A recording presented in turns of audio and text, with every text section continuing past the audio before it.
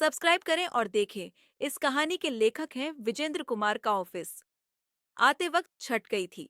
इसके कारण उसे ऑफिस पहुंचने में बहुत डर हो गई। जैसे ही ऑफिस पहुंच ऑफिस बॉय न्यूज से बताया कि बस न्यूज से अपनी केबिन में बुलाया है। रमाकांत समझ गया कि बहुत से आज उसे जबरदस्त दांत मिलने वाली है। तो बहुत करते हो रमाकांत, ऐसे कैसे चलेगा? संगीत, वैसे भी महीने में 10 दिन तो तुम लेट ही आते हो। मैं कह रहा हूँ सेल्स के लिए यह तीसरा महीना है। तुमने एक भी वाटर प्यूरिफायर नहीं बेचा है। देखो, मैं इस तरह मोहब्बत में तुम्हें सैलरी नहीं दे सकता। नहीं सर, मैंने तो 3 प्यूरिफायर रमाकांत के बस उसे दांत ही रहे थे कि तभी उनके दरवाजे पर नौकरी उन्होंने कमिंग कहा तो रमाकांत के साथ हीकम करने वाला प्रभाकरण अंदर आया। उसे देखते ही बहुत खुश हो गए। सर, आपने मुझे बुलाया था। अरे आओ प्रभाकर, ये लो, तुम्हारे लिए बहुत। प्रभाकर को एक लिफाफा देते हैं। प्रभाकर उसे खोलकर देखा है। उसमें एक लेटर होता। हेजेस में उसकी प्रमोशन की बात लिखी होती है। App promotion. Thank you so much. अरे प्रभाकर, कुछ सेल्स टिप्स रमाकांत को भी दे दो। 3 महीने हो गए, इससे एक प्यूरीफायर नहीं बिका जीजी, बहुत दे दूंगा। प्रभाकर, इस महीने मुझे प्यूरीफायर की सेल नहीं मिली तो तुम्हें ऑफिस आने की कोई जरूर नहीं है। बस की बात को सुनकर रमाकांत नहीं प्रभाकर की ओर घर कर देगा। प्रभाकर उसका सीनरी था और वो हमेशा रमाकांत के सीधेपन का फायदा उठाता था। उसके नाम के सेल्स बुक खुद के नाम पर लिखा देता। 3 महीने से रमाकांत ने जो भी सेल की थी उसने उसे पर अपना नाम चढ़ा लिया।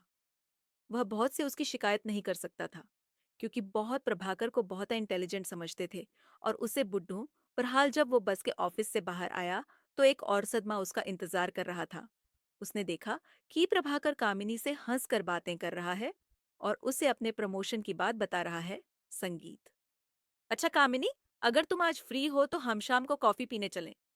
क्यों नहीं सर, ये तो मेरा सौभाग्य होगा कि आपके जैसे सीनरी के साथ कुछ वक्त बिताने का मौका मिलेगा। संगीत, उसने तो कामिनी और उसकी शादी के बाद होने वाले बच्चे तक का नाम सोच रखा था, लेकिन उसी दिन कामिनी और प्रभाकर को हंस हंस कर बातें करते देख वो बहुत उदास हो गया। उसने माँ ही निर्णय लिया और इस समय ऑफिस से निकाल गया। उसके बाद वो शहर के पास वालिंदी के पास गया। उसके ऊपर बने बोलते नदी की ओर जाकर सोने लगा। क्या भगवान, मेरे जैसे लोग आप बनाते ही क्यों हैं? ना तो नौकरी सही चल रही है और ना ही जिससे प्रेम करता हूँ उससे विवाह की कोई उम्मीद। अरे हम जैसे लोग बोझ हैं। संगीत डूबने लगा। संगीत तभी अचानक आदमी वहां आया और वो रमाकांत को उपचाकर नदी के किनारे ले आया। थोड़ी डर बाद जब रमाकांत की नींद खोली तो उसने खुद को किनारे पर पाया और अपनी बगल में उसे आदमी को बैठे हुए देखा। तुम तुम कौन हो? अरे आपको होश है गया? आपको जब तैरना नहीं आता तो इतनी गहरी पानी में क्यों गए? आप डब रहे थे और मुझे आपको बचाना पड़ा। अरे भाई, मैं आत्महत्या करने के लिए खुदा था। तुमने मुझे क्यों बच्चा लिया? क्या समय ए गया है, कोई चैन से करने भी नहीं देता। ऐसा मत कहिए, भगवान ने यह कीमती जान इसलिए नहीं दी कि आप आत्महत्या करके इससे खत्म कर ले। तो क्या करूं? हर दिन घूट घूट कर मरता रहूं उसके बाद? रमाकांत, नहीं, उसे आदमी को अपने दुख भरी संगीत कहानियां का हाल है उनके पास। उसके बाद उसे आदमी ने एक डायरी और पेन निकाला। उसे देखकर रमाकांत ने कहा, अरे भाई, तुम भी कोई सेल्समैन हो क्या जो डायरी और पेन बेचते हो? ये कोई मामूली डायरी और पेन नहीं है, यह जादू है। इसके हर एक पेन पर तुम एक विश लिख सकते हो। जैसे ही तुम वह विश लिखोगे तुम्हारी वो विश्व पूरी हो जाएगी।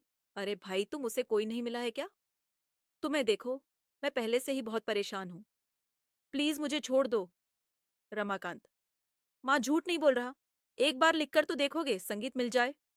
जैसे ही उसने संगीत आंखों पर भरोसा नहीं हो रहा था। थोड़ी डर तक वह नोटों को देखा रहा।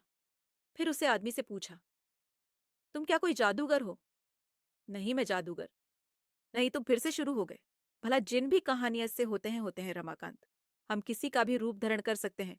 वैसे अब तो तुम्हें विश्वास हो गया ना कि यह जादू डायरी और पेन है जो तुम्हारी हर विश्व को पूरी कर सकता है। हाँ हाँ, ठीक है। फिर आज से यह तुम्हारा हुआ। तुम इसके हर एक पेन पर अलग अलग विश्लेख उसे पूरी करो और खुश रहो। लेकिन क्या? लेकिन यह कि अब से मैं तुम्हारे पास ही रहूंगा। मैं औरों को तो नहीं देखूंगा, लेकिन हमेशा तुम्हारे साथ रहूंगा। रमाकांत बहुत खुश था। उसे गा रहा था अब वो अपनी हर ख्वाहिश पूरी कर सकता है।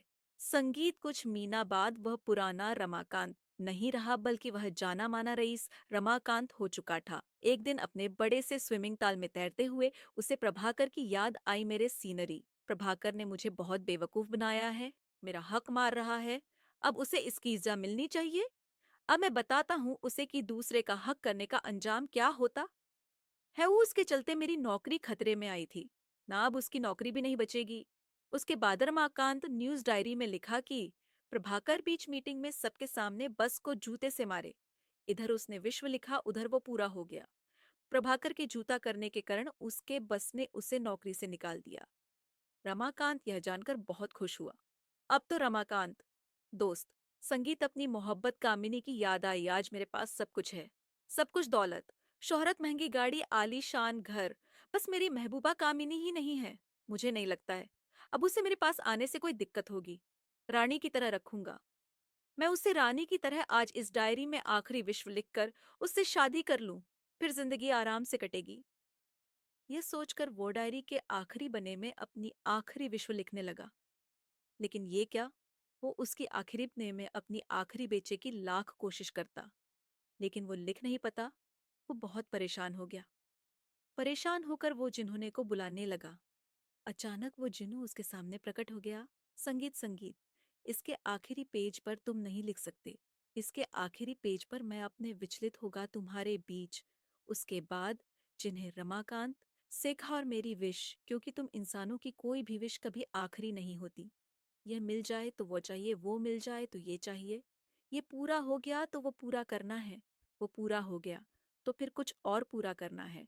पूरी जिंदगी उसे कुछ ना कुछ चाहिए। अरे ये तो गलत है, मेरी आखिरी विश्व तो पूरी नहीं हुई है। मैंने कहा, ना संगीत, तुम्हारी विश्व क्या है, तुम क्या लिखने वाले हो? इस पन्ने पर मैं आपसे तुम्हारे जैसा यानी इंसानों के जैसा जीवन जीना चाहता हूँ। औरत से तुम जिंदगी तरह जियोगी ऐसा मत करो। हाय, मुझे नहीं बनना जी। मुझे आदमी ही रहना है, तो इसके लिए तुम अपनी तरह ही एक लालची इंसान को खोजो, उसकी मदद करो, जैसे मैंने तुम्हारी की थी। फिर ये विश्वाली दी, उसे दे दो, यह कहकर जिन्होंने उसे डायरी में अपनी लिख दी। उसके बाद वो इंसान में तब्दील हो गया और रमाकांत जी में रमाकांत के लालच और आखिरी विश्व की चाहत ने उससे उसका सब कुछ छीन लिया। संगीत, ये कहानी आपको अच्छी लगी हो तो हमें सब्सक्राइब करें। हमारा इंस्टाग्राम